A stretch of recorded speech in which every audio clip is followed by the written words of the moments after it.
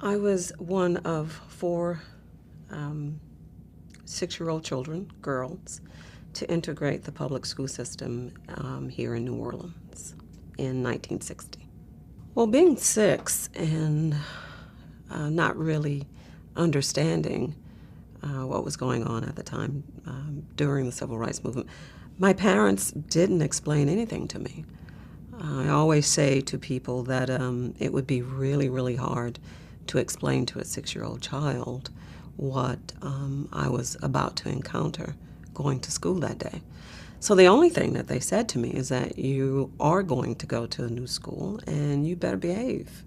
And that was the extent of it. So I had absolutely no idea what was happening at the time. I began to realize how important my walk through those doors back in 1960 was in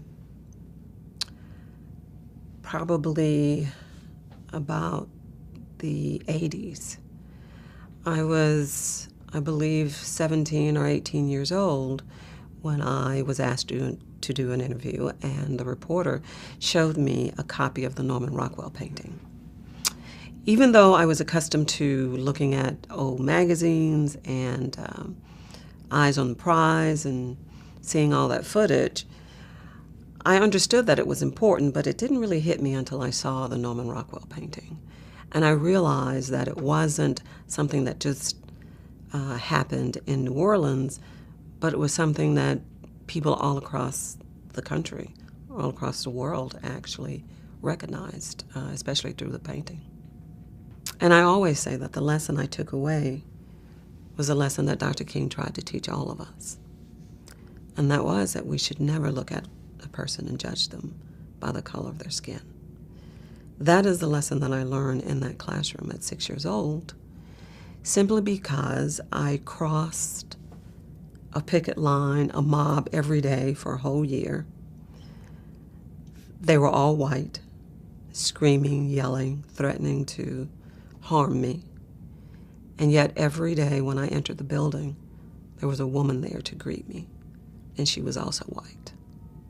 And I remember not really knowing what to expect from her, if she was going to be exactly like the people outside.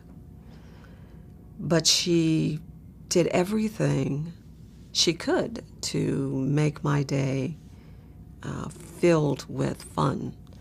And I loved learning.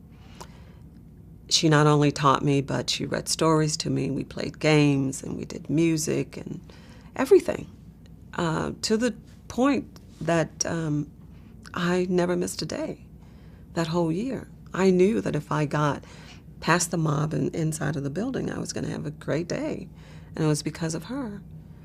So she showed me her heart, and I began to realize that there was no way she was like the people outside. I couldn't judge her the same way. And so I believe at that moment, I learned the lesson that Dr. King died trying to teach us. And that is, as I said, you cannot look at a person and judge them by the color of their skin.